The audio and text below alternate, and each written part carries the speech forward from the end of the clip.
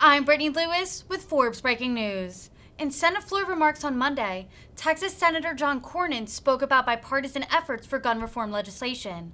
The conservative senator pushed back on any calls to restrict Second Amendment rights, stating that he would hold firm against what he sees as unconstitutional proposals on gun control. Cornyn stated that, quote, "If we reach an agreement, law-abiding gun owners will not be impacted at all." Let's listen in to the full remarks from the Texas Republican. Madam President, like so many people in Texas and across the country, I can't stop thinking about the 19 children and the 2 teachers who lost their lives in Uvalde, Texas. Over the last several days, 21 families have started burying their loved ones.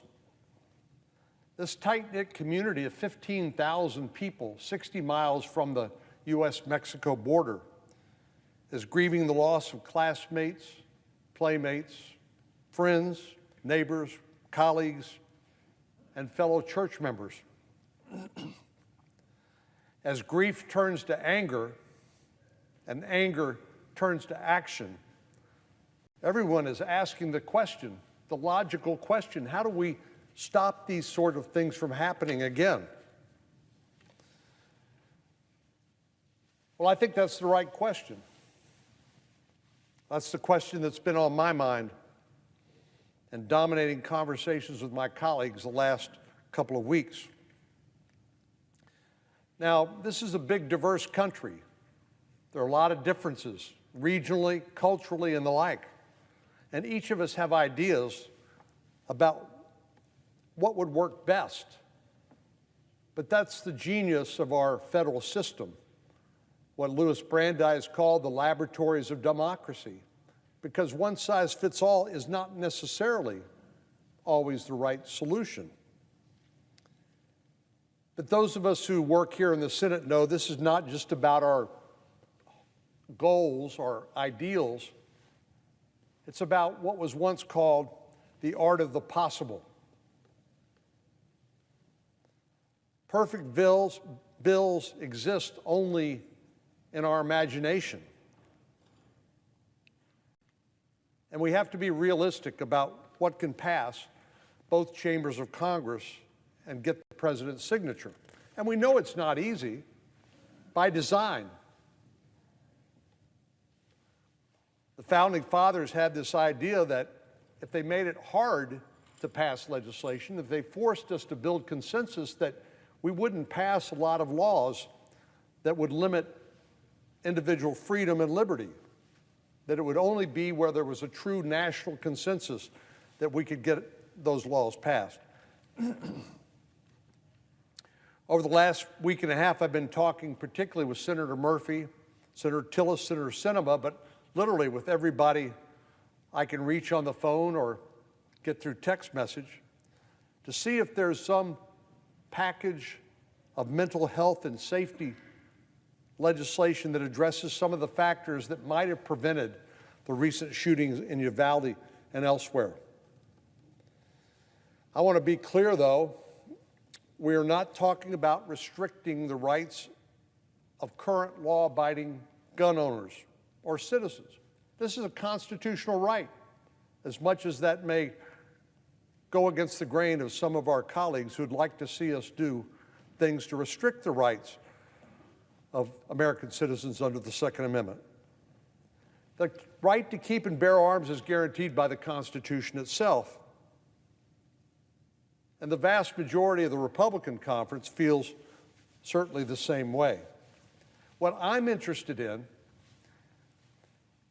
is keeping guns out of the hands of those who, by current law, are not supposed to have them.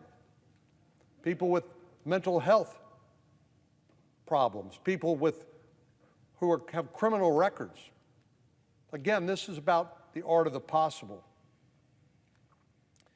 In order to deliver results, we have to build consensus, and the best way to do that is through targeted reforms. We've actually had success doing this before.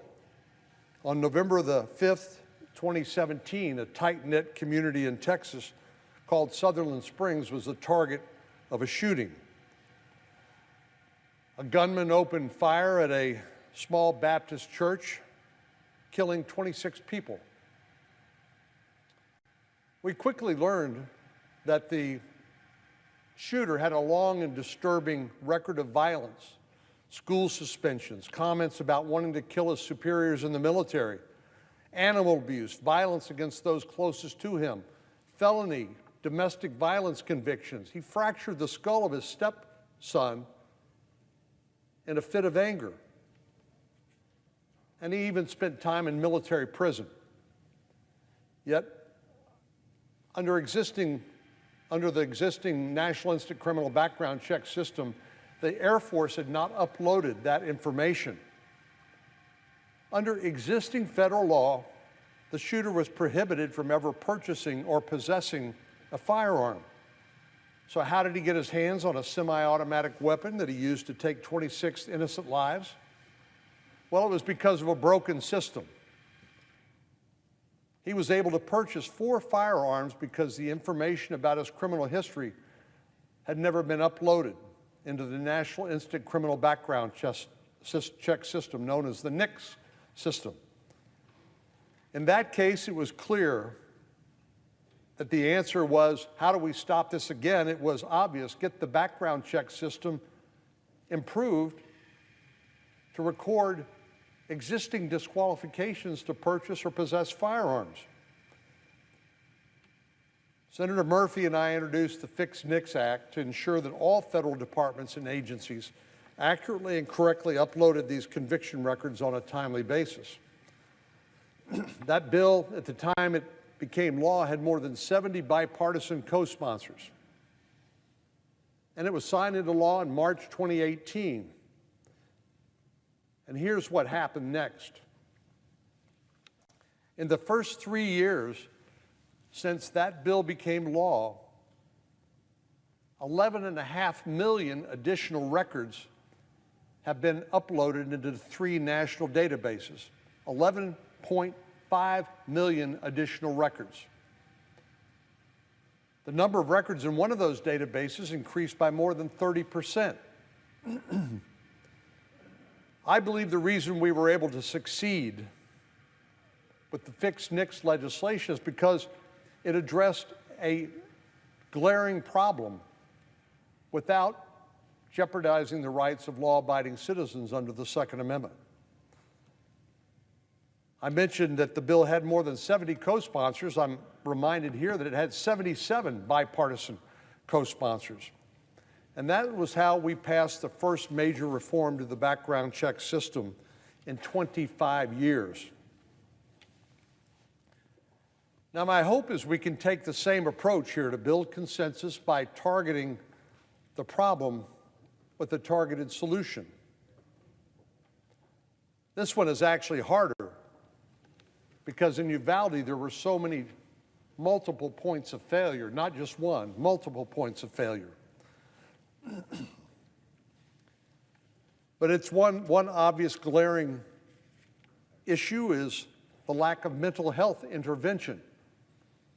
According to the reports we've seen, the shooter was isolated. He was bullied. He harmed himself. He self-mutilated. He had a history of fighting and threatening students and abusing animals. These are textbook signs compounded with a profile that we've seen too often of someone who could pose not only a threat to himself, but to others as well. But these signs were ignored, and we saw the tragic consequences. I don't think it's breaking news to say that there is a mental health crisis among America's children. And we can't ignore the devastating impact that the pandemic had on a lot of our young people. In a recent survey conducted by the New York Times, 94% of school counselors said their students were showing more signs of anxiety and depression than before the pandemic. 88% said students were having more trouble regulating their emotions, and almost 3/4 said they were having difficulty solving conflicts with their friends. One counselor said kids are more impulsive, they're less controlled, and struggle with emotional regulation. I believe we need to take this opportunity to support our children who struggle with emotional or mental health problems. And that's something I believe will bring us together and that all 100 senators can agree on. Another big issue is school safety. This shooter should never have been able to gain access to Robb Elementary School that day. Again, the circumstances of how he gained that access are still under investigation. Initial reports indicated the door had been propped open. Now the police say the door had been closed, but it did not automatically lock like it was supposed to. If our schools need more resources to harden their infrastructure and to evaluate their physical security measures and make necessary improvements, that's something we can agree on and something we need to do. No one should be able to walk through the door of a school and access a classroom so easily. You can't get into an airport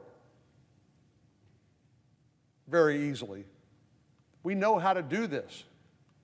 Improving school safety also means reviewing current protocol, developing best practices, and adding or maybe expanding the number of school resource officers. These are common sense ways to save lives, and we need to provide schools with the resources to protect our students and our teachers. I'm a proud supporter of the Second Amendment. Period. We also recognize, though, that there are people who are prohibited by current law from purchasing guns, like the shooter at Sutherland Springs, because of criminal records or mental illness. We are discussing possible additional reforms to keep guns out of the hands of people who are not legally allowed to purchase or possess them in the first place. If we reach an agreement, law-abiding gun owners will not be impacted at all. Our conversations are ongoing, and indeed, all 100 senators will be part of that conversation. But these are the broad parameters of the things that I'm interested in addressing. We're not talking about banning a category of weapons across the board, a ban for certain high-capacity magazines, or changing the background check system by adding additional disqualifying items. If we're actually serious about finding common ground and building consensus, those sorts of things will stand no chance of passing the Senate. Instead, we're talking about common sense, targeted reforms that are responsive to the tragedies in Uvalde and elsewhere, and that will, I believe, save lives.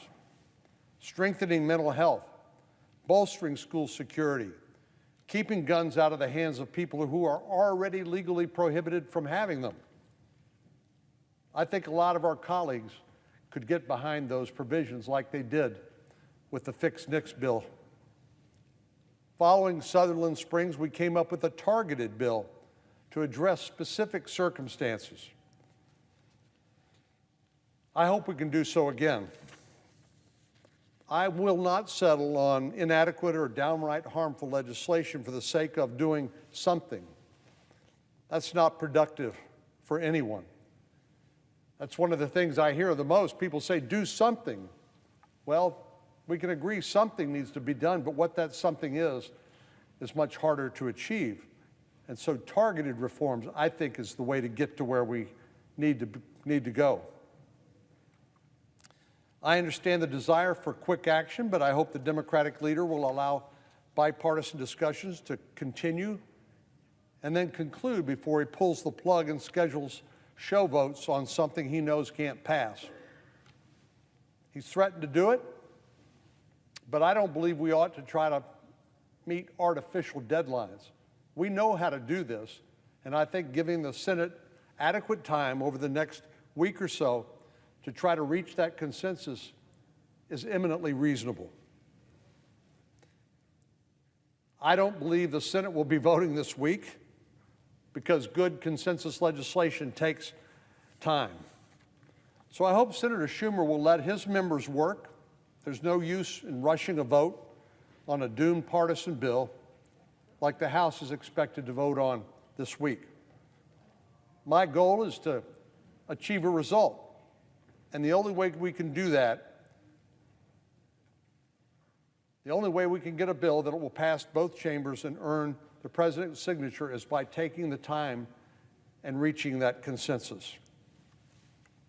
Right now, there's not a bill out there that stands a chance of succeeding in the coming days, but my hope is that will change by allowing the Senate to do the work we know how to do, come up with a bipartisan bill that commands the support of 60-plus members of the Senate, and something we can send to the president for his signature.